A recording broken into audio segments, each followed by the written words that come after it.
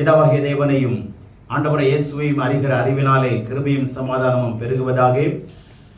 இந்த 5வது மாதத்தினுடைய முதல் ஓய்வு நாளிலேயும் சந்தோஷமாய் தேவன் நம்மை கொண்டு வந்ததுக்காக தேவனுக்கே மகிமையை நாம் செலுத்த கடமைப்பட்டிருக்கிறோம்.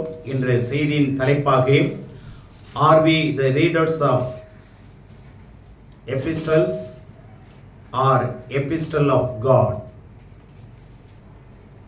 Are we the readers of epistles or epistles of God? என்ன அர்த்தம்னா, நிருபங்களை வாசிக்கிறவர்களாய் மாத்திரமல்ல, அல்லது நிருபங்களை வாசிக்கிறவர்களாய் இருக்கிறோமா, அல்லது கிறிஸ்துவனுடைய நிருபங்களாய் இருக்கிறோமா? நிருபங்களை வாசிக்கிறவர்களாய் இருக்கிறோமா, அல்லது தேவனுடைய நிருபங்களாய் இருக்கிறோமா? Who we are? நாம் யாராய் இருக்கிறோம் என்ற தலைப்பின் கீழ் தான் நம்ம பார்க்க போறோம். என்னன்னா, கடவுளுடைய தாசனாகிய பவுல் அப்போஸ்தலன் எழுதின எல்லா நிருபங்களையும் நாம் வாசிக்கிறோம். கவனிங்க, நிருபங்களை வாசிக்கிறது நல்லது. ஆவியானவர் மூலமாய் பவுல் எழுதின அத்தனை ஆலோசனைகளையும் நாம் பெற்றுக்கொள்ளலாம். அதற்கு சமமாக ஆண்டவராகிய இயேசு பேசின வார்த்தைகளை புத்தகமாக்கி இருக்கிறார்கள். ஆண்டவராகிய இயேசு கிறிஸ்து பேசின வார்த்தைகளை தேவனுடைய மக்கள் என்ன செய்திருக்கிறார்கள்? புத்தகங்களாக பதிவு செய்திருக்கிறார்கள். என்னது? எந்தெந்த புத்தகம்? மத்தேயு, மார்க்கு, லூக்கா, யோவான், கடைசியாக வெளிப்படுத்தின விசேஷம். இத்தனை புத்தகங்களும் ஆண்டவர் இயேசு நேரடியாய் பேசினதும் தரிசனத்தின் மூலமாய் வெளிப்படுத்தினதுமான விஷயங்கள். அதுக்கு மிக அதிகமாக கவனம் செலுத்துங்க. கடவுள் நேரடியாய் பேசின புத்தகம் புதிய ஏற்பாட்டில் 5, பழைய ஏற்பாட்டில் 5. மீதி எல்லா புத்தகங்களும் ஆவியானவர் மூலமாய் இந்த புத்தகங்களை பேஸ் பண்ணி தான் ஆவியானவர் எழுதியிருக்கிறார். அதை புரிந்து கொள்ளுங்க. எந்த புத்தகங்களை பேஸ் பண்ணி? பழைய ஏற்பாட்டில் 5 ஆகமங்களை தேவன் பேச மோசே எழுதின இந்த 5 ஆகமங்களை அடித்தளமாக வைத்துத்தான்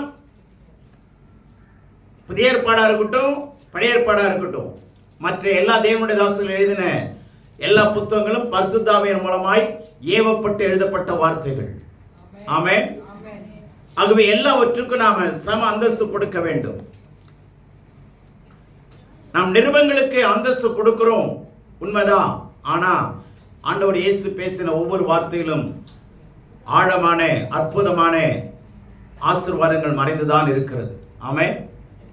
ஆகவே இன்றைக்கு செய்தியினுடைய தலைப்பு என்ன அப்படின்னா, ஆண்டவருடைய இருதயத்தில் பேசுறது இந்த 2 கொரிந்தியர் 3ஆம் அதிகாரம் 2ஆம் வசனம் 3ஆம் வசனம் வாசிக்கும்படி விரும்புகிறேன்.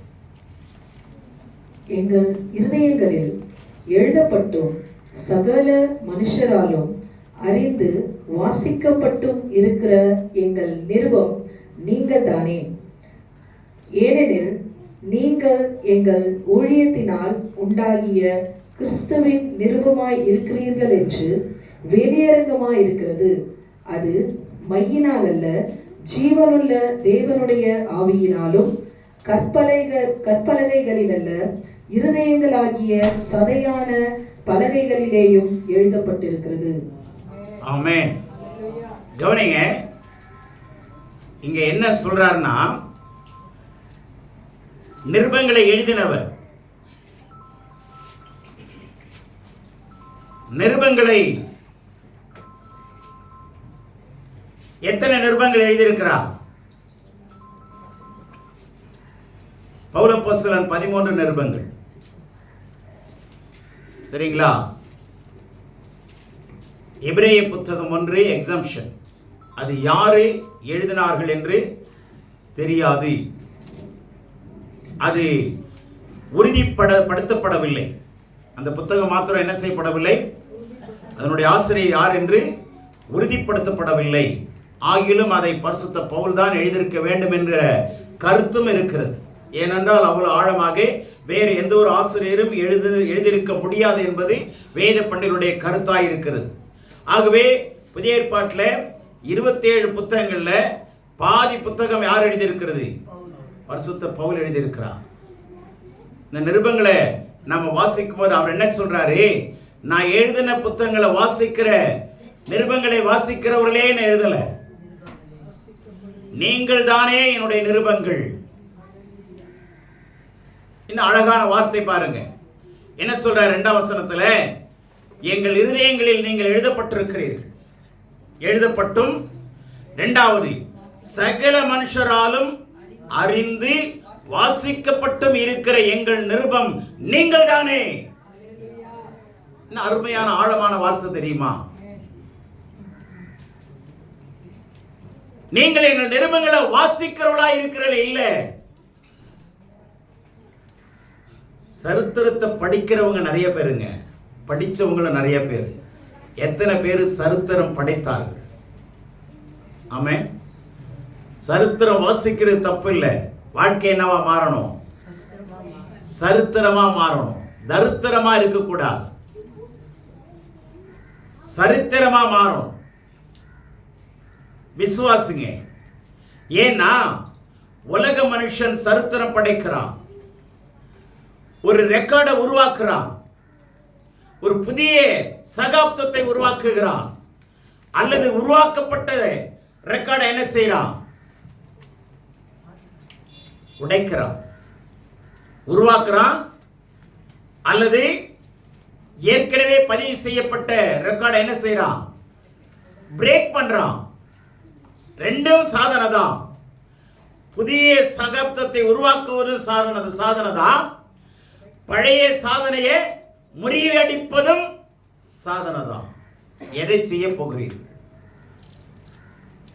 சரித்திரத்தை வாசிட்டே இருக்கிறது பெரிய விஷயம் இல்லைங்க. சரித்திரத்தை வாசிக்கிற நாம சரித்திரமா மாறணும். ஆண்டவர் இயேசு உலகத்தில் வந்தாருங்க. உலகத்தில் என்னவா மாறினாரு? உலகத்தில் மாபெரும் ஒரு சரித்திர புருஷனாய் மாறினார். என்னது? எப்படி? காலங்கள் 2ஆக பிரிக்கப்பட்டது அவருடைய பேரில். கிறிஸ்துவுக்கு முன்னே, கிறிஸ்துவுக்கு பின்னே. ஒனேசிமை பாருங்க, அவன் எனக்கு மிகுந்த பிரயோஜனம் உள்ளவன். முன்னே அவன் பிரயோஜனம் இல்லாதவன், இப்பொழுதோ முன்னே பின்னே. கிறிஸ்துவுக்கு முன்னே, கிறிஸ்துவுக்கு பின்னே. தேவனுடைய பிள்ளையே, இந்த முன்னே எப்படி இருந்தோம், இப்ப எப்படி இருக்கிறோம்? சரித்திரமாய் மாறுதா? கவனிங்க. ஒரு மனுஷன் வாழ்ந்து மரிச்சிடலாங்க, மரிச்ச பிற்பாடு என்ன போட்டுக்கிறாங்க? போட்டோ. அந்த படம் வெறும் படமா இருக்கக்கூடாது. அந்த படத்தை பார்த்தா அநேக பாடங்கள் உள்ளே இருக்கிற படமாய் மாற வேண்டும். ஆமென். இப்போ ஜான் கென்னடி அந்த போட்டோ பார்க்கும்போதே அவருடைய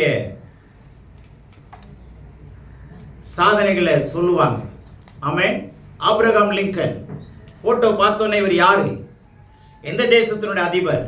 இவர் செய்த சாதனை தான் என்ன சொல்லுவாங்களே இல்லையா? விக்டோரியா மகாராணியா எடுத்துங்க, நம்முடைய தேசத்தில் வாழ்ந்து மரித்த காந்தி எடுத்துங்க, அநேக சுதந்திர போராட்ட வீரர்கள் எடுங்க. அவங்களெல்லாம் நம்ம பார்த்ததில்லை இல்லையா? அவங்க படத்தை பார்க்கும்போது என்ன வருது? அவங்க படைத்த சாதனை. வெறும் படமா இருக்கக்கூடாதுங்க, நம்ம வாழ்க்கை பாடமா மாறணும். எத்தனை பேர் விசுவாசிக்கிறீங்க? சொல்லுங்க. ஆண்டவரே, எனக்கு பின்ன வெறும் படமா நான் இருக்கக்கூடாது. எனக்கு பின்ன என்னுடைய படம் வெறுமனே தொங்கக்கூடாது. என்னுடைய பிள்ளைங்க வீட்டில் எங்க அப்பா எங்க அம்மா, இதுல பெரிய பிரச்சனை இல்லைங்க. அவங்க வாழ்ந்த வாழ்க்கையில சாதனை என்ன? அவங்க நிருபங்களை வாசிக்கிறவங்க இல்லைங்க, நிருபங்களாய் அவர்கள் இன்றைக்கு அவர்கள் இருக்கிறார்கள். ஆமென். ஆபேல் மரித்தும் பேசிக்கொண்டிருக்கிறார். அல்லேலூயா. நம்ம மரிச்சாலும் பேசணுங்க.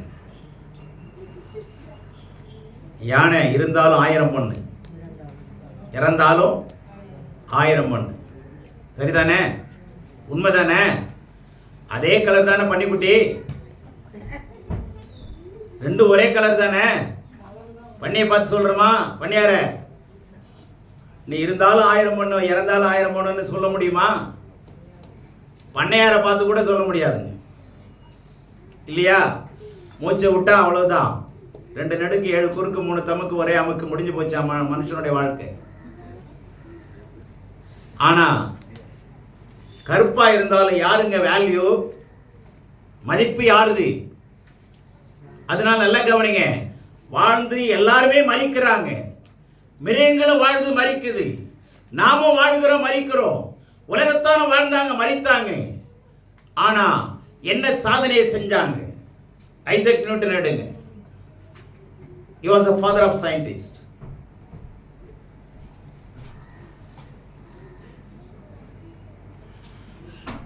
வெடிகுண்டை கண்டுபிடிச்சது யாருங்க?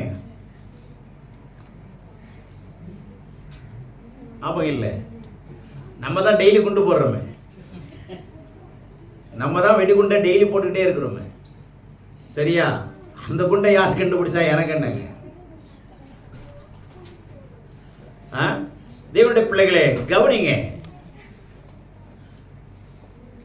அந்த விஞ்ஞானியை 40,000 புத்தகத்தில் பாராட்டி எழுதப்பட்டாருங்க.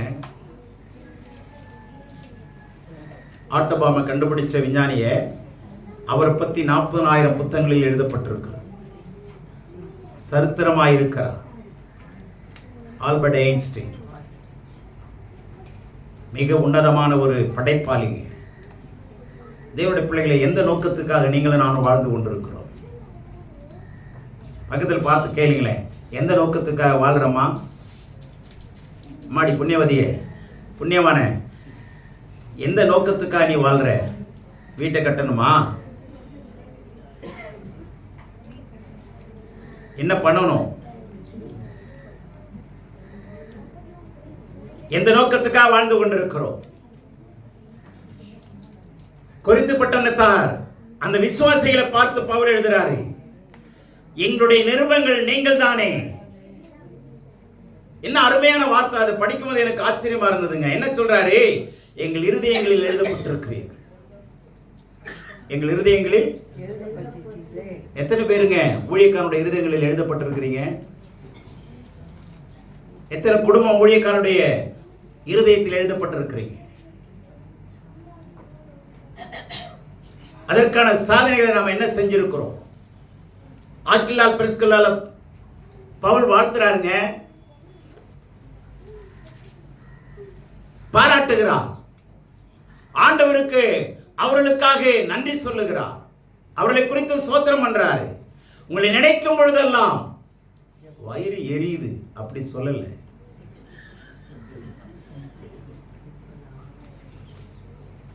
உங்களை நினைக்கும் பொழுதெல்லாம் என் பிதாவாகிய தேவனை ஸ்தோத்தரிக்கிறேன். அல்லேலூயா. நம்ம சாதனையை படைக்கதாங்க கடவுள் நம்ம இந்த உலகத்தில் வச்சிருக்கிறார். அல்லேலூயா. ஆகவே கவனிங்க, உலகத்தான் எவ்வளவு படைப்புகளை உருவாக்குறாங்க. ஜெர்மனிக்காரன் மொபைலை கண்டுபிடிச்சாங்க. சீனாக்காரன் அந்த மொபைலுக்கு பேட்டரியை கண்டுபிடிச்சான். நம்பால் மிஸ்காலை கண்டுபிடிச்சான். அமைக்கிட்டு உட்கார்ந்து என்ன கண்டுபிடிப்புங்க! எவன் என்னென்னவோ கண்டுபிடிக்கிறான். நம்பாலுங்க என்ன கண்டுபிடிக்கிறாங்க இருக்கிற இடத்துலயே நோவாம. இப்பனாலும் ஃப்ரீ கால்ஸுங்க. அது காசு வாங்கிறான்னு வச்சுங்க, முன்னாடி 1 நிமிஷத்துக்கு 1 ரூபா. அப்போ பார்த்தீங்கன்னா மிஸ்கால் நிறையா இருக்கும். அமைக்கிட்டு உட்காந்துருவான். அவன் பண்ணட்டுமே. நம்ம என்ன கதியோ என்னவோ தெரியலையேன்னு சொல்லி நம்ம தான் அவசரப்பட்டு நம்ம என்ன பண்ணணும்? நாம தான் திருப்பி கேட்கணும். இதெல்லாம் நமக்கு பாருங்க, உலகத்துல எந்த நோக்கத்துக்காக வாழ்ந்து கொண்டிருக்கிறோம்? உங்களுடைய தலையாய நோக்கம் என்ன? தேவன் எதற்காக நம்ம அழைத்தார்? சாதாரண ரட்சிப்பு இல்லைங்க, இவ்வளவு பெரிதான ரட்சிப்பை தேவன் நமக்கு இலவசமாய் கொடுத்திருக்கிறார். கிருபையுள்ள ரட்சிப்பை தேவன் நமக்கு கொடுத்திருக்கிறார். சத்தியமுள்ள வாழ்க்கையை தேவன் நமக்கு வாக்களித்திருக்கிறார். கிருபையில ரட்சிக்க தான் பண்ண முடியும், கிருபையில வாழ முடியாது. நல்லா கவனிச்சுங்க. We cannot lead our life through the grace of God. கிருபையினால ஒரு மனுஷனும் என்ன பண்ண முடியாது, வாழ்க்கையை நடத்த முடியாது. சத்தியத்தினால தான் வாழ்க்கையை நடத்த முடியும். ஆமென். கிருபையில இருக்கிறேன்னா still you are in Egypt. நீங்கள் இன்னும் எகிப்தில் இருக்கிறீர்கள். எகிப்தில் இருந்து கொண்டே தேவனை ஆராதிக்க முயற்சிக்கிறீர்கள். எகிப்தில் இருக்க வச்சு தேவனை ஆராதிக்க செய்ய ஆண்டவருக்கு முடியாதா? ஏன் எகிப்திலிருந்து வெளியே கொண்டு வந்தார்? எகிப்து என்பது என்ன? காலவாய்ங்க. அது இருப்பு காலவாய். எகிப்து என்பது ஒரு இருப்பு காலவாய். எகிப்திலிருந்து பிரசவிக்கப்பட்ட ஜனங்கள் தான் இஸ்ரவேல் ஜனங்கள். ஆமென். எகிப்திலிருந்து பிரசவிக்கப்பட்டிருக்கிறோமா? இன்னும் எகிப்திலே இருக்கிறோம். ஆண்டவராகிய இயேசு கிறிஸ்து குழந்தையாகி இருக்கும்போது யோசேப்பும் குழந்தையும் மரியாளும் எங்கே இருந்தார்கள்? உலகத்தில் இயேசு பிறந்த உடனே தேவதூதனால் எச்சரிக்கப்பட்டு இயேசுவை எங்க தூக்கிட்டு போனாங்க? எகிப்துக்கு கொண்டு போனாங்க. இயேசுவும் யோசேப்பும் மரியாளும் எங்க இருக்கிறாங்க? இப்போ எகிப்தில் இருந்தாங்க. அவங்க எகிப்தில் இருக்கிற வரைக்கும்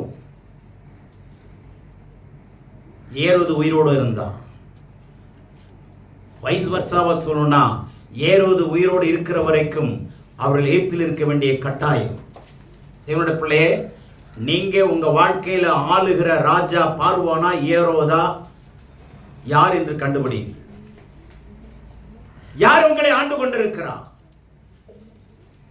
ஏரோதுடைய குடும்பத்தை ஆளுகிறவனாயிருந்தால் அவன் சாகிற வரைக்கும் அல்லது அவனை சாகடிக்கிற வரைக்கும் நீங்க எகிப்தில் இருந்துதான் நிருபங்களாய் மாற முடியாது. ஆமென். ஏரோது இறந்த பிறகு எகிப்திலிருந்து வெளியே வந்தார்கள். ஆமென். தேவனுடைய பிள்ளையை, உங்களை ஆளுகிற ராஜா யாரு?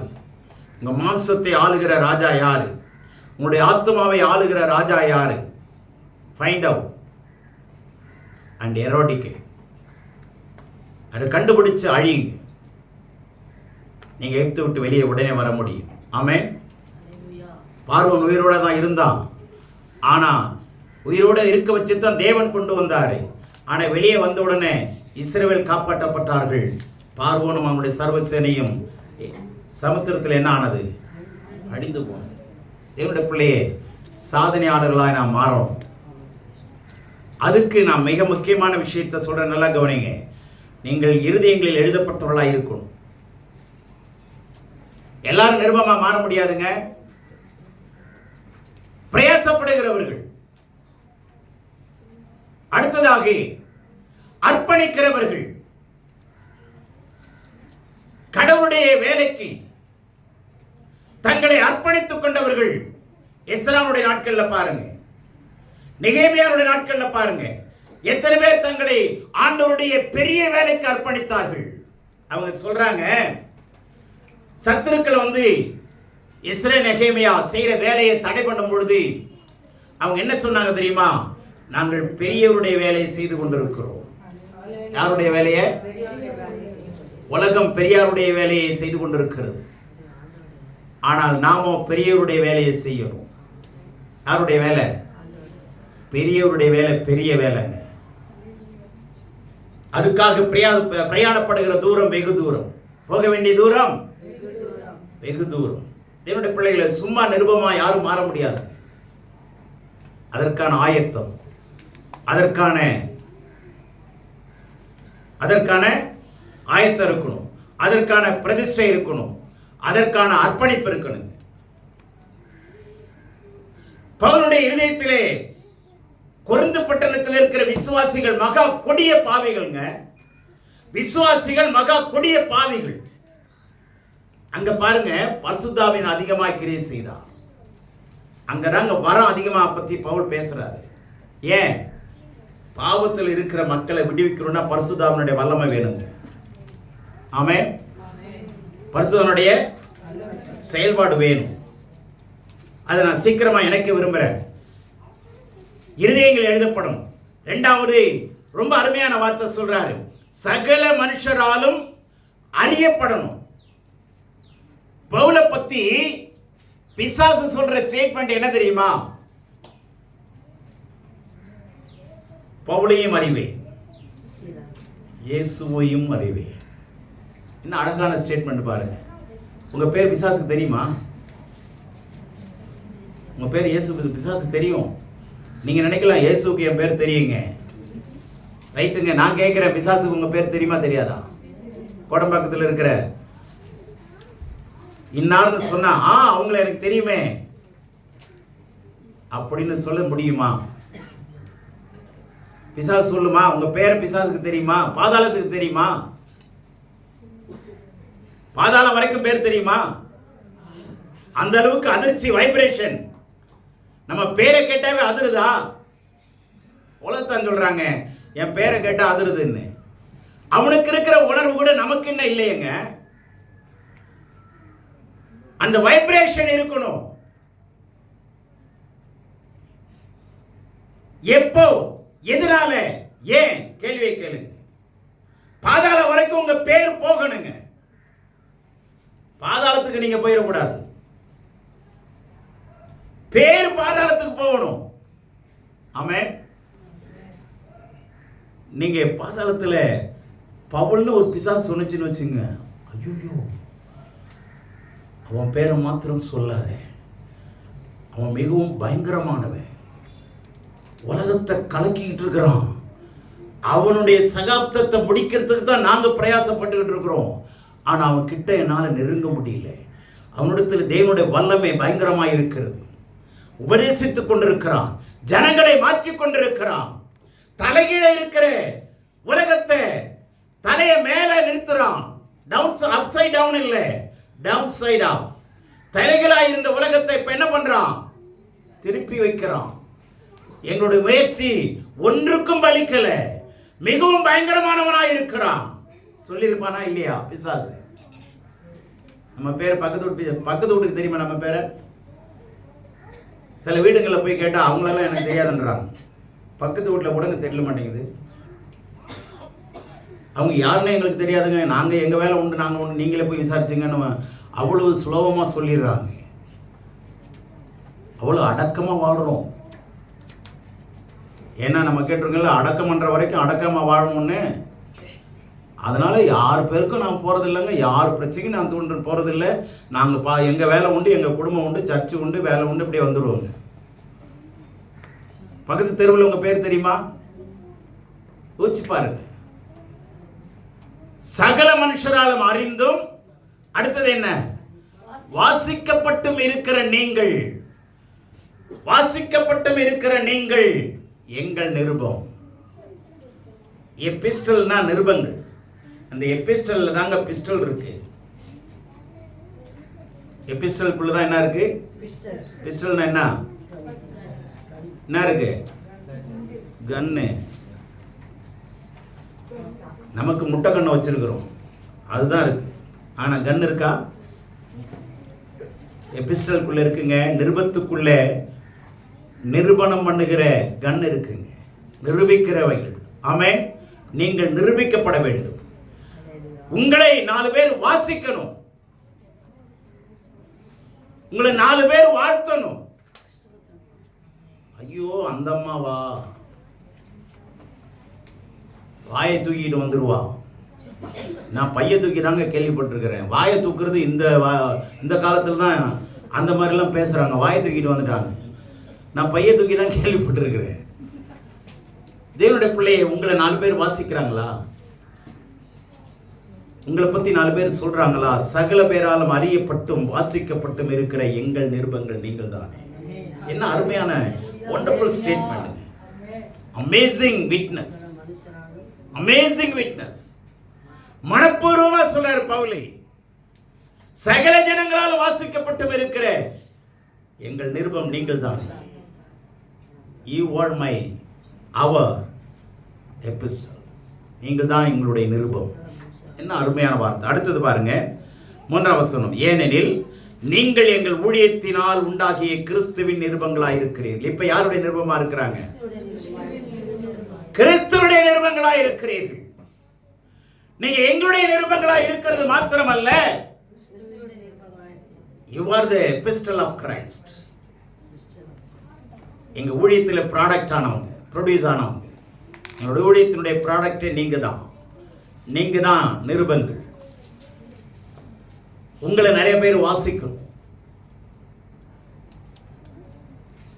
உங்களை நிறைய பேர் அறியணும். தேவனும் அறியணும், உலகம் அறியணும். ஒன்று சொல்றேன், கவனிங்க. ஆண்டவர் இந்த உலகத்தை வந்து தன்னை வெளிப்படுத்தினாரா இல்லையா? தன்னை யாருன்னு வெளிப்படுத்தினாரா? சந்தோஷமா சொல்லுங்க, பேசுங்க. வெளிப்படுத்தினார்ல. உங்களை நீங்க எப்படி வெளிப்படுத்துறீங்க? உங்களை நீங்கள் வெளிப்படுத்துங்க. பவுல் சொல்றாரு, இதே 2 Corinthians 4 6 நாங்கள் எங்களை கிறிஸ்துவின் ஊழியக்காரர்கள் என்று விளங்க பண்ணுகிறோம். We commend ourselves as a servant of God, servants of God. Amen. கிறிஸ்துவின் ஊழியக்காரர்கள் என்று, தேவனுடைய ஊழியக்காரர்கள் என்று நாங்கள் எங்களை விளங்க பண்ணுகிறோம். விளங்கணுங்க, விளங்கணும். நம்ம பேர் விளங்கணும், நம்முடைய ஊழியம் விளங்கணும். மோசேயுடைய ஊழியம் ஒழிந்து போகிற மகிமையுள்ள ஊழியம். ஆனால் நாம் செய்கிற ஊழியம் அழியாத மகிமையுள்ள ஊழியம். என்ன ஒரு உன்னதமான ஊழியத்தை கடவுள் நம்ம கையில கொடுத்திருக்கிறார். உன்னதமான தெய்வம் நம்ம கையில எதிர்பார்க்கிறார். நீங்க சாதாரண மக்களா இருக்கக்கூடாது. நம்ம எல்லாம் சாதாரண மக்கள் தான். ஆனா கர்த்தருடைய கரத்திலே we are all extraordinary people in the hands of the Lord. Amen. We are all, each and every one of you, each and everybody, we are all outstanding character. Amen. We are all extraordinary people in the hands of the Lord. சொல்லுங்க, நான் கர்த்தருடைய கரத்திலே வித்தியாசமான பாத்திரம். கர்த்தருடைய கரத்துல உற்சாகமா சொல்லுங்க. அதை கூட ஒரு சந்தோஷமா சொல்ல மாட்டேன்றீங்க. கொஞ்சம் பலத்தை யூஸ் பண்ண. நான் இவ்வளவு கத்துறேனே, கொஞ்சமாவது உங்களுக்கு ஈவி இறக்க இருக்கான்னு தெரியல எனக்கு. கொஞ்சம் ஈரப்பசை இருக்கா இல்லையா? இல்லையா? சத்தமா சொல்லுங்க. என்ன பதிலுங்க அது? கர்த்தருடைய கரத்திலே நான் உன்னதமான மனுஷியாய் இருக்கிறேன். என்ன குறித்த திட்டமும் பெரியது. நீங்க அமர்ந்திருந்தா போவோம். யார் சொல்ற அந்த வார்த்தை தெரியுமா? மர்தகாய் சொல்றாரு, எஸ்தர் ராஜாத்தியே உன் பின்னலைமை நினைச்சுப்பாரு. நீ எப்படி இருந்தேன்னு நினைச்சுப்பாரு. அனாதையா இருந்த, யாரும் உன்னைய பார்க்கறதுக்கு ஆள் இல்லை, திக்கற்றவளா இருந்த. ஆனா இப்போ நீ தேசத்துல ராணியா ஆனதுனாலே அந்த ஒரு மெதப்போடு இருந்திராதே. இந்த காலத்திலே நீ மௌனமாய் இருப்பாயானா, இந்த காலத்திலே நீ மௌனமாய் இருந்தால், அசதியாய் இருந்தால், அலட்சியமாய் இருந்தால், ஆண்டவர் அவருடைய வேலையை செய்வார். ரட்சிப்பா வந்துரும் யார் மூலமாவது. ஆனால் நீயும் உன் வீட்டாரும் கர்த்தருக்கு கணக்கு கொடுத்தா. ஆமென்.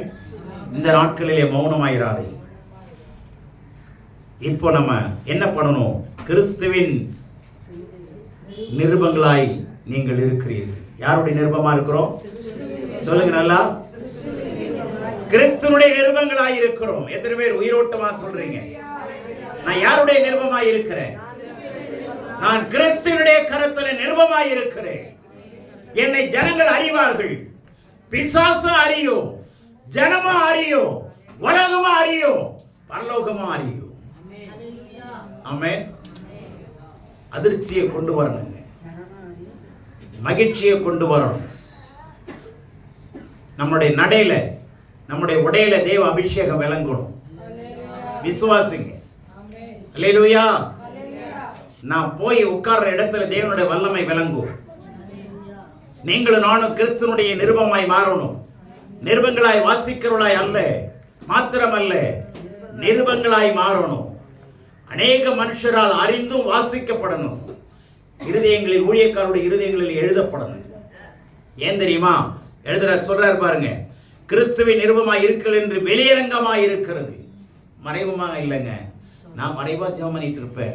ஜெபம் பண்றதாங்க என்னுடைய வேலை. நிறைய பேர் சொல்லுவாங்க, நான் வீட்டிலேயே இருந்து ஜெபம் பண்றதாங்க நான் அழைக்கப்பட்டிருக்கிறேன்.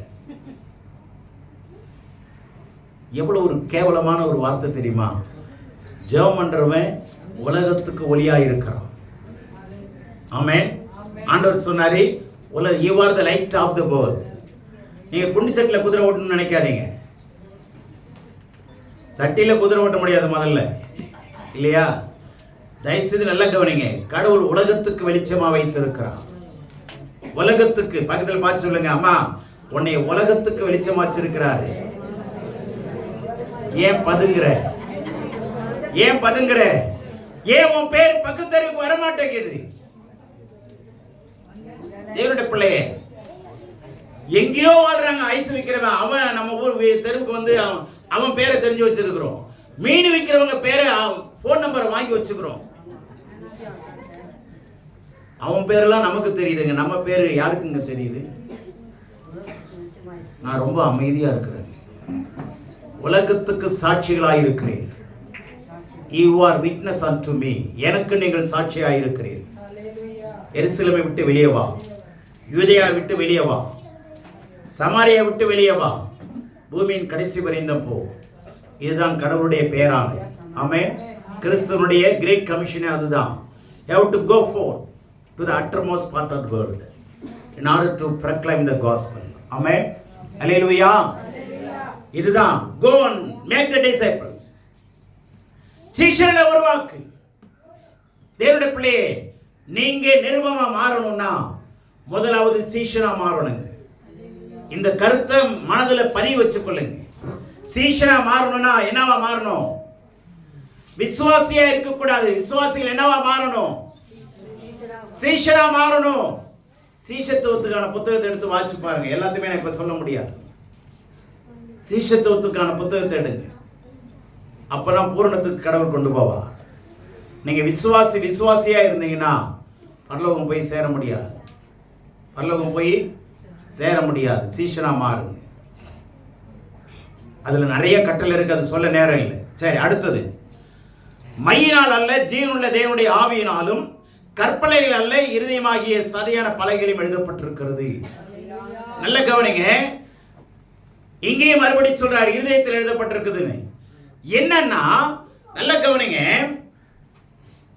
கற்பனைகள் ஆண்டவர் கல்ல எழுதி கொடுத்தார் 2 ஸ்டோன்ல. அது எங்க கொண்டு வைக்கப்பட்டது? உடன்படிக்கை பெட்டிக்குள்ள வைக்கப்பட்டது பழைய ஏற்பாட்டில். சரியா? ஆனா அது வேலைக்கு ஆகல. ஜனங்கள் ஆசீர்வதிக்கப்படல. ஆண்டவருடைய ஆளுகைக்குள்ளே கொண்டு வரப்படவில்லை. ஆண்டவருடைய ஆளுகை அவங்க மேல வர முடியல. சோர்ந்து போனாங்க. அநேக பேர் செத்து போனாங்க. ஆனா இன்றைய உலகத்தில் ஆண்டவர் இந்த நாட்களிலே புதிய ஏற்பாட்டில் ஆண்டவர் என்ன செய்திருக்கார் தெரியுமா? எபிரேயர் 8:10 பார்த்தீங்கன்னா, எபிரேயர் 8:10, 10:16 பார்த்தீங்கன்னா ஆண்டவர் சொல்றாரு, இதை உங்கள் இருதயங்களில் இந்த பிரமாணத்தை எழுதி வைத்திருக்கிறேன். இப்ப ஸ்டோன்ல இருந்தது எங்க வந்துருச்சு? கல்லுல இருந்தது எங்க வந்துருச்சு?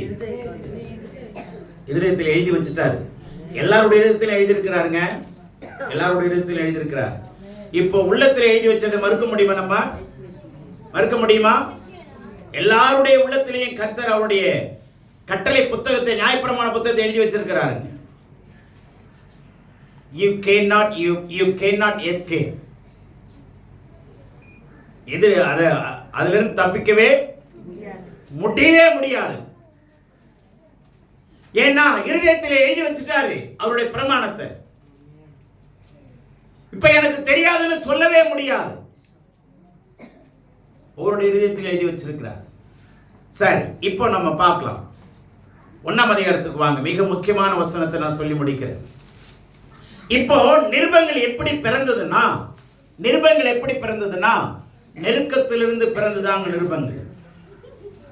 அல்லேலூயா.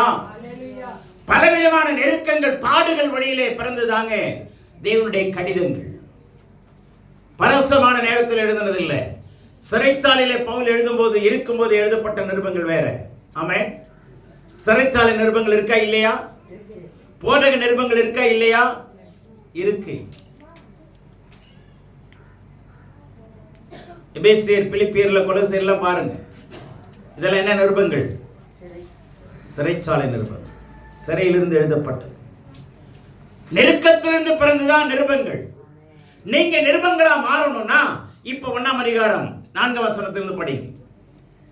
தேவனால் எங்களுக்கு அருளப்படுகிற ஆறுதலினாலே எந்த உபத்திரவத்திலாகிலும் அகப்படுகிறவர்களுக்கு நாங்கள் ஆறுதல் செய்ய திராணியுள்ளவர்களாகும்படி எங்களுக்கு வரும் சகல உபத்திரவங்களிலேயும் அவரே எங்களுக்கு ஆறுதல் செய்கிறவர். எப்படியெனில் கிறிஸ்துவினுடைய பாடுகள் எங்களிடத்தில் பெருகுகிறது போல கிறிஸ்துவினாலே எங்களுக்கு ஆறுதலும் பெருகுகிறது. ஆதலால் நாங்கள் உபத்திரவப்பட்டாலும் அது உங்கள் ஆறுதலுக்கும் இரட்சிப்புக்கும் ஏதுவாகும். நாங்கள் ஆறுதல் அடைந்தாலும் அதுவும் உங்கள் ஆறுதலுக்கும் இரட்சிப்புக்கும் ஏதுவாகும். நாங்கள் பாடுபடுகிறது போல நீங்களும் பாடுபட்டு சகிக்கிறதினாலே அந்த இரட்சிப்பு பலன் செய்கிறது. இப்ப பாடுகளை பத்தி சுருக்கமா சொல்றாரு. இப்ப என்ன சொல்ல வர்றாருன்னா, நீங்களும் நானும் நிருபமா மாறணும்னா என்னன்னா, எங்களுக்கு அதாவது எந்த உபத்திரவத்தில் ஆகிலும் அகப்படுகிறவர்களுக்கு, பலவிதமான உபத்திரவத்தில் அகப்படுறாங்க இல்லையா, அவங்களுக்கு ஆறுதல் சொல்ல செய்ய திராணி உள்ளவர்களாகும்படி. இந்த திராணிங்கிற வார்த்தை கிரீக்ல என்ன இருக்கு தெரியுமா? எந்த வார்த்தையே அப்போஸ்தலர் 1:8 எழுதினாரோ, நீங்கள் பரிசுத்த ஆவியானவர் வரும்பொழுது பலன் அடைந்துன்னு இருக்கா, அது என்னன்னா டினாமிஸ்ங்கிற வார்த்தை பயன்படுத்தப்பட்டிருக்கு. மலைகளை பெயர்க்கக்கூடிய வல்லமை, டைனமைட். அந்த மலைகளை உடைக்கக்கூடிய வல்லமை உள்ள அந்த வல்லமை, அதுதான் ஆவியானவருக்குள்ள இருக்கிற வல்லமை. அந்த வல்லமையை பெற்றிருக்கிறீர்கள். ஆமென். என்ன உடைக்கக்கூடியது? மலைகளை உடைக்கக்கூடிய வல்லமையை பெற்றுக்கொண்டு மலையை போல அசையாம இருக்கிறோம். என்ன அருமையான சாட்சி தெரியுமா? நான் அசையவே மாட்டேங்க, ஆனா எனக்குள்ள என்ன வல்லமை இருக்கு? மலைகளை சொல்லுங்க, பெயர்க்கக்கூடிய வல்லமை. என்னுடைய பிள்ளைகளே, உங்களுடைய குடும்ப சூழ்நிலையாலே அழுத்தப்பட்டு நீங்கள் இருப்பீர்களானா இந்த ரட்சிப்புக்கு நீங்களும் நானும் கணக்கு கொடுத்துதான் ஆகணும். ஏன்னா ஆண்டவருடைய விலையேற பெற்ற ரத்தத்தை சிந்தி இந்த ரட்சிப்பை உங்களுக்கு இலவசமா கொடுத்திருக்கிறார். காசு கொடுத்து வாங்கினா கேட்க மாட்டாருங்க, இலவசமா கொடுக்கப்பட்டிருக்கு. இதை புரிந்து கொள்ளுங்க. நேரமும் காலமும் கர்த்தருடையது, உங்களுடைய என்னுடைய இல்லை. ஆமென். ரட்சிப்பு கர்த்தருடையது. இதை குறித்து நான் இன்னொரு செய்தி நான் கொடுக்குறேன். ரட்சிப்பு கர்த்தருடையதுன்னா என்னங்கிறத நான் விளக்குறேன். அதுல நிறைய காரியங்கள் அறிந்து கொள்ள வேண்டியது இருக்கு. சரி, இப்போ கவனிங்க. திராணி உள்ளவர்களாக முடியும்னா அப்படிப்பட்ட பயங்கரமான வல்லமை உடையவர்களாய், பவர்ஃபுல் கெப்பாசிட்டினே இருக்கு. பவர்ஃபுல்லா இருக்கணும். we must be full of power, divine power. எதுக்கு? மற்றவங்களை ஆறுதல் படுத்துறது. அல்ல கவனிங்க, சாதாரணமான இல்லைங்க, full of power. கிறிஸ்துனுடைய முழு வல்லமையை நிறைந்தவர்களாய் ஆறுதல் படுத்தணும். மற்றவங்களுக்கு ஆறுதல் படுத்தணும், மற்றவங்களை காயப்படுத்தக்கூடாது. either by any means, either by word or deed. நம்ம வார்த்தையினாலே செயல்னாலே என்ன பண்ணிடக்கூடாது? மற்றவங்களை காயப்படுத்திடக்கூடாது. அவங்க காயங்களை ஆற்றுவர்களாய் இருக்கணும். அதுக்கு தெய்வீக பயங்கரமான வல்லமையுடலாய் விளங்கணும். திராணி உடலாய் இருக்கும்படிக்கு எங்களுக்கு வரும் சகல உபத்திரவங்களிலேயும். நல்ல கவனிங்க, மற்றவங்க உபத்திரவத்துக்கு நீங்க ஆறுதல் சொல்லணும்னா உங்களுக்கு உபத்திரம் வருங்க. அந்த உபத்திரவம் என்ன உபத்திரவம்னு டிஃபைன் பண்றாரு தெரியுங்களா? 5ஆம் வசனம் பாருங்க. கிறிஸ்துவனுடைய பாடுகள் எங்களிடத்தில். அந்த பாடு என்ன பாடு? நம்ம தப்பு பண்ணிட்டு உதப்படுறது இல்லை, நம்ம தப்பு பண்ணிட்டு பாடுபடுறது இல்லைங்க. கிறிஸ்துவை ஏற்றுக்கொண்டதினால வருகிற பாடுகள், வசனத்தை நிமித்தம் வருகிற பாடுகள், சுவிசேஷத்தை சொல்றதுனால வருகிற பாடுகள், பிசாசுனாலே வருகிற பாடுகள். ஒருத்தருக்கு போய் ஜெபம் வந்துட்டீங்கன்னா பிசாசு பின்னாடியே வந்து உங்க வீட்டில் இருக்கிற யாராவது நோண்டி விட்டுரும், சிக்காப்படுத்திடுவாங்க. தேவனுடைய பிள்ளைகளே, கிறிஸ்துவ நிமித்தம் வருகிற பாடுகள். சங்கீதம் 34:19 என்ன இருக்கு தெரியுமா? நீதிமான்களுக்கு வரும் துன்பங்கள் அநேகமாய் இருக்கும், அவை எல்லாவற்றிலிருந்து கர்த்தர் அவனை விடுவிப்பார். ஓகே, அந்த நீதிமானுக்கு வருகிற துன்பங்கள் என்ன அர்த்தம்னா, இந்த பாடுகள் இங்க இருக்குல்ல, பாடுகள், உபத்திரவங்கள், துன்பங்கள். இது எல்லாத்துக்கும் ஒரே வார்த்தை தாங்க பயன்படுத்தப்பட்டிருக்கு, அஃப்ளிக்ஷன். அஃப்ளிக்ஷன்னா என்ன? நெருக்கங்கள். நெருக்கங்கள்னா என்ன? கிறிஸ்துவனுடைய நாமத்தினால வருகிற நெருக்கங்கள். நம்முடைய பாவத்தினாலேயோ கீழ்ப்படியாமையினாலேயோ மீறுதனாலேயோ குற்றத்தினாலேயோ அக்கிரமத்தினாலேயோ வருகிற பாடுகள் அல்ல. கிறிஸ்துவ நிமித்தம் வருகிற பாடுகள் தான் உங்களை நிருபமாய் மாற்றும். ஆமென். வசனத்தின் நிமித்தம் படுகிற பாடுகள், ஊழிய செய்து வந்ததினாலே பேயோடு வருகிற பாடுகள், ஜனங்களோடு வருகிற பாடுகள், அந்நிய ஜனங்களால் சுய ஜனங்களால், ஆறுகளில் வந்த மோசம், கடலில் வந்த மோசம், பசி, பட்டினி, நிர்வாணம், எல்லாவற்றிலும் கிறிஸ்துவின் அன்பை என்னை விட்டு பிரிக்க மாட்டாது என்று நிச்சயித்திருக்கிறேன். ஆமென். அந்த பாடுகள்ங்க திங்க தெரியாம தின்னுட்டு புளிச்சேப்பம் விட்டுக்கிட்டு என்ன பண்றது ஆண்டவரே, பாஸ்டர் எனக்கா ஜெபம் பண்ணுங்க, மயக்கமா இருக்கு, தலையை சுத்துது. ஏன் சுத்துது? ஃப்ரைட் ரைஸ் சாப்பிட்டஸ். என்ன இடத்துக்கு நைட்டு 11 மணி. தேவனுடைய பிள்ளைகளே, நம்ம உலகத்தினால வருகிற பாடுகளை அல்ல, கிறிஸ்துவின் நிமித்தம் வருகிற பாடுகள் தான் தேவனுடைய பிள்ளைகளே என்னவா மாற்றும்? என்னவா மாற்றும்? நிருபமாய் மாற்றும். நீங்கள் மற்றவர்கள் வாசிக்கிற நிருபமாய் நீங்கள் மாறுவீர்கள். எத்தனை நாள் பாடத்தை படிச்சுட்டே இருப்பீங்க? நீங்களும் நானும் கிறிஸ்துக்குள்ள பாடமா மாறணுங்க. பாடத்தை படிக்கிறவங்க என்னவா மாறணும்? சொல்லுங்க, நல்லா இதயத்தின் ஆழத்திலிருந்து சொல்லுங்க. பாடம் படிக்கிற நானே. எப்ப நீங்களாம் வாயை திறக்க மாட்டீங்களா? என்னதான் பண்றீங்க? பாடம் படிக்கிற நானே பாடமா மாறணும். இதாங்க தேவனுடைய திட்டம். பைபிளாவே நம்ம மாறிட்டோம்னா எப்படிங்க இருக்கும்? பைபிளாவே நடமாடும் வேதாகம புத்தகங்களாய், நடமாடும் தேவாலயமாய், நடமாடும் வேத புத்தகமாய். புரிஞ்சதா? நம்ம தெருவில் நடந்தோம்னா எத்தனை பேர் ரட்சிக்கப்படுவாங்க தெரியுமா? பஸ்ல ஏறி உட்கார்ந்து போது 4 பேய் ஆடிச்சுன்னா எப்படி இருக்கும்?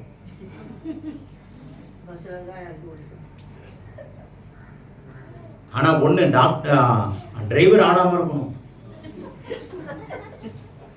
விசுவாசிங்க, நான் போனா பிசாசுனுடைய ஆளுகை அழியும். ஆமென். என்ன தொடரவங்க சுகமாவார். நான் யாரை தொட்டாலும் அவர்கள் சுகமாவார். இப்ப என்ன பிரச்சனை? மற்றவங்கள்ட்ட தொட்டுட்டா நமக்கு வியாதி வந்துருமோ? தூரமா நில்லுங்க சிஸ்டர், கிட்ட வராதீங்க. கொரோனாவில் போட்டு உலுக்கி எடுத்தான், கிட்ட சேர்க்காத, கிட்ட சேர்க்காத. அப்போஸ்தலர் நாட்களில் பாருங்க, தொட்ட யாவரும் சுகமானார். நம்ம தொட்ட கிருமி சாவணுங்க. கிருமி நமக்கு ஜம்ப் ஆகுது. நல்ல கவனிங்க. விசுவாசத்தின்படி ஆக கடவுது. ஆமென். உபத்திரவங்களை நீங்கள் உபத்திரவத்தின் வழியாக தான் உருவாக்கப்பட முடியும். உபத்திரவம் தான் உருவாக்குகிற என்னது? உலை. ஆமென். உலைக்களம். அல்லேலூயா. உபத்திரவத்தின் வழியாக தான் உருவாக்கப்பட முடியும். பாடுகள் வழியாக தான் பரமனை ருசிக்க முடியும்.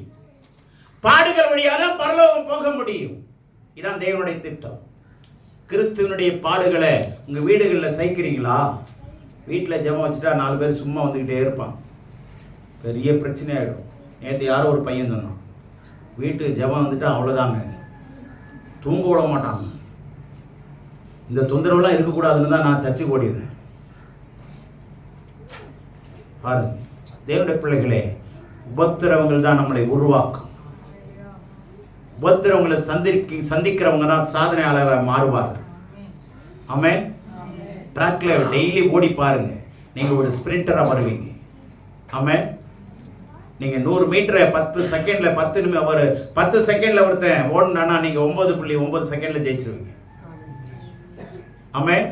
சாதனையாளர் மாற முடியும். அப்ப அதுக்கு ஓடணும்னா எவ்வளவு நேரத்துல முன்னாடி எழுந்திருக்கணும், எவ்வளவு நேரம் கோச்சிங் போகணும், எவ்வளவு கஷ்டப்படணும், எவ்வளவு செலவு பண்ணணும், நேரத்தை செலவு பண்ணணும், காசை செலவு பண்ணணும், எல்லாமே பண்ணணுங்க.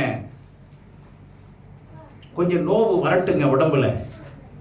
கிறிஸ்து நிமித்தம் பாடு சகிக்கிறவர்களாய். இப்ப கவனிங்க, கிறிஸ்துவனுடைய பாடுகள் எங்களிடத்தில் என்ன பண்ணுதா? அந்த வார்த்தை பாருங்க, எங்களிடத்துல என்ன ஆகுது? பெருகுகிறது. பாடுகள் பெருகுதுங்க. நம்ம பாட்டை பாடிட்டே கிடக்கிறோம். என்ன பாட்டு பாடுறோம்? என்ன பாட்டு பாடுறோம்? என்னங்க பாட்டுக்கு என்ன இல்ல, பஞ்சமே இல்லைங்க. சிங்கத்தின் மேலும் பாம்பின் மேலும். எப்படிங்க வெக்கம் இல்லாம பாடுறோம்? சிங்கத்தின் மேல நடப்பாங்களாம், பாம்பின் மேல நடப்பாங்களாம். பாம்பு வரட்டுமே வீட்டுக்குள்ள, யாரு ஓடுறதுன்னு பாருங்க. நான் பாட்டுக்கு பஞ்சமே இல்லைங்க. பாடுபடுறதுக்கு ஆள் இல்லைங்க, பாட்டு பாடுறதுக்கு ஆள் இருக்கு. பாடுபடுறதுக்கு யாரு வருவா? நல்ல கவனிங்க. பாடுபட கர்த்தர் அழைத்திருக்கிறார். வீடுகள் தோறும், பட்டணங்கள் தோறும்.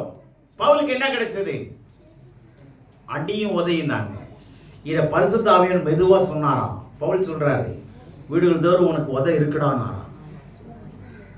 எப்படி இருக்கும் பவுல்? அப்ப எப்ப சொன்னாருன்னா உடனே சொல்லலைங்க, பக்குவப்பட்ட பிற்பாடு தான் சொல்றாரு. ஆவியானவருக்கு அறிவு இருக்கு. உடனே சொன்னா ஓடி போயிடுவான்னு தெரியும். மெதுவா சொல்றாரு, பட்டணங்கள் தோறும் பகர் உனக்கு என்ன இருக்கு? ஏன்னா நீ எத்தனை பேரை பாடுபடுத்தின? பாடுபடு. ஸ்தேவானை என்ன பண்ண? அவன் ட்ரெஸ்ஸை வாங்கி காலுக்கு நடுவில் வச்சுக்கிட்டு இல்ல, இப்போ ஓன் ட்ரெஸ்ஸை காட்ட போறான். ஆயத்தப்படு. உன்னோடு கூடின கூட்டத்தை ஆயத்தப்படுத்து. நிருபங்களை வாசிக்கிறது போதும், நிருபமா மாறு. ஆமென். அல்லேலூயா. இப்போ பாடு பெருகுதான். நமக்கு பாடு பெருகுனா சர்ச்சுக்கு வருவோம். அதனால தாங்க காலையில் சீக்கிரம் எழுந்திரிக்கவே முடியல. ஒரே பாடுங்க, எழுந்திரிக்கவே முடியலங்க. தேவனுடைய பிள்ளைகளே, இந்த அற்ப சரீரத்தை வச்சு என்னதாங்க பண்ண போறீங்க? ஆண்டவர் இந்த அற்ப சரீரத்தை வச்சு அற்புதங்களாய் மாற்றத்தான் நம்ம தேவன் அவருடைய ஜீவனை நமக்கு கொடுத்திருக்கிறார். நைட்டு படுக்கும் போது சொல்லுங்க, ஆண்டவரே விடிய காலை 4 மணிக்கு நான் எழுந்து ஆயத்தப்படுவேன், முன்னாடி போய் நிற்பேன். கர்த்தர் முன்னாடி போய் முன்னாடி வாங்க. கர்த்தர் உங்களை கண்ணாடி மாதிரி மாற்றுவார். ஆமென். அல்லேலூயா. ஆமா. தேவனுடைய பிள்ளைகளை கவனிங்க. பாடு பெருகணும். நமக்கு என்ன பெருகுது? கர்த்தருக்குள்ள வந்தேன், வீட்டை வாங்கினேன், கடனை அடைச்சேன், பிள்ளைங்களை கல்யாணம் பண்ணேன், பேரன் பேத்தியை பார்த்தேன், கர்த்தர் என்னை சந்தோஷமா வைத்திருக்கிறார், அவர் எனக்கு மகிழ்ச்சியை கொடுத்திருக்கிறார். நாளுக்கு நாள் ஆசீர்வாதம் பெருகிக் கொண்டே போகிறது. பவுலை கேட்டா எனக்கு பாடுகள் பெருகிக் கொண்டே போகுது. அதனால நான் இப்போ நமக்கு அவருக்கு என்ன வித்தியாசம் இருக்கா? வித்தியாசம் இருக்கா? சொல்லுங்க நல்லா. நான் சிறு வயதுல செஞ்ச ஊழியத்தை விட இப்ப அதிகமா செய்யறதுக்கு பலனை தேவன் கூட்டி கொடுத்திருக்கிறார். ஆமென். இப்ப அதிகமா செய்யும்படி நேரம் இல்லைங்க. அதுக்கான பலனை தினந்தோறும் நான் ஆண்டவர்கிட்ட கேட்கிறேன். ஆண்டவரே எனக்கு பலனாய் இருக்கிறார். ஆண்டவரே நீர் கொடுக்கிற பலனுக்காக சோத்திரம் நான் சொல்றது இல்லை. அதை நிறுத்திட்டேன். நீரே என்னுடைய பலனாய் இருக்கிறேன். நீர் எனக்கு பயங்கரமான பராக்கிரமசாலியாய் இருக்கிறேன். நீர் எனக்கு பயங்கரமான பராக்கிரமசாலியாய் இருக்கிறேன். ஆகையால் நான் சோர்ந்து போகிறதில்லை. நீங்க இதே 2 குழந்தைய 4:1 பாத்தீங்கன்னா, நாங்கள் சோர்ந்து போகிறதில்லை. நாங்கள் சோர்ந்து போகிறதில்லை. தேவனுடைய பிள்ளையே, கடவுளோடு சேர்ந்து பாருங்க. பாடுகளோடு சேர்ந்து பாருங்க. நீங்க சோர்ந்து போக மாட்டீங்க. பாடுகள் பெருகிறது போல கிறிஸ்துவனுடைய ஆறுதலும் எங்களுக்கு பெருகிறது. யாருக்கு பாடு அதிகமா அங்க ஆறுதல் பெருகுங்க. நீங்க உலகத்துல பாடுபட்டுட்டு கர்த்தருடைய சமூகத்துல உட்கார்ந்து ஜெபம் பண்றதே வேஸ்ட்டுங்க. பணத்துக்காக பாடுபடுறாங்க, பணம் பரலோகம் வரப்போறது இல்லை. உலகத்துல 3 ஃபேக்டருங்க: பணம், ஜனம், தனம். பணம், ஜனம், தனம். தனம்னா என்னங்க? தானமா? தனம். தனம்னா செல்வம். பணத்துக்கு ஓடுது, ஜனத்தை சம்பாதிக்க பார்க்குது, அடுத்தது செல்வத்தை பார்க்குது. இது 3 ஆண்டவர் தள்ளுன்றார். நீ குணத்தை பாரு. உன்னுடைய குணம் கிறிஸ்துவ போல மாறணும். கிறிஸ்துவ போல மாற மாற உனக்கு பணம் வரும், உனக்கு கூட ஜனம் சேரும். அல்லேலூயா. ஆகவே நல்லா கவனிங்க. பாடுகள் பெருகுதா, உங்களுக்கு வசதி பெருகுதா பாருங்க. நீங்க நிருபமா மாறணும்னா பாடுகள் பெருகுதா வசதி பெருகுதான்னு பாருங்க. இதை ரெண்டையும் கம்பைன் பண்ணி பாருங்க. இப்ப சொல்றாரு, ஆதலால் நாங்கள் உபத்திரப்பட்டாலும், இப்ப நாம் உபத்திரப்பட்டாலும் அங்கீகரிக்கிறார் பாருங்க. உபத்திரப்பட்டாலும் அது உங்களுக்கு ஆறுதலும் ரட்சிப்புமாகும். பாத்தீங்களா? உபத்திரவம் மற்றவங்களுக்கு, நாம படுற உபத்திரவம் மற்றவங்களுக்கு ஆறுதலா இருக்கும், அவங்களுடைய ரட்சிப்புக்கு அதிகமா இருக்கும். ஆமென். ஆகவே நான் முடிக்க விரும்புறேன், பாடுபட்டாதாங்க பரவனுடைய கரங்களிலே கடிதங்களாய் மாறும், இல்லைனால் கண்டிக்கப்படத்தக்கவர்களாய் மாறும். ஆக்கினைக்கு நம்மை ஒப்பு கொடுக்காதபடி நாம் என்னவா மாறணும்? எழுதப்பட்டிருக்கிற கடிதங்களாய் மாறும். கடிதங்களை சுமக்கிறவர்களாய் இருந்தார்கள். கடிதங்களை எழுதி இன்னார் கையில பவுல் எழுதி அனுப்பினாரு. ஆனா கடிதங்களை எழுதினவர்கள் கடிதமாய் மாறினார்கள்.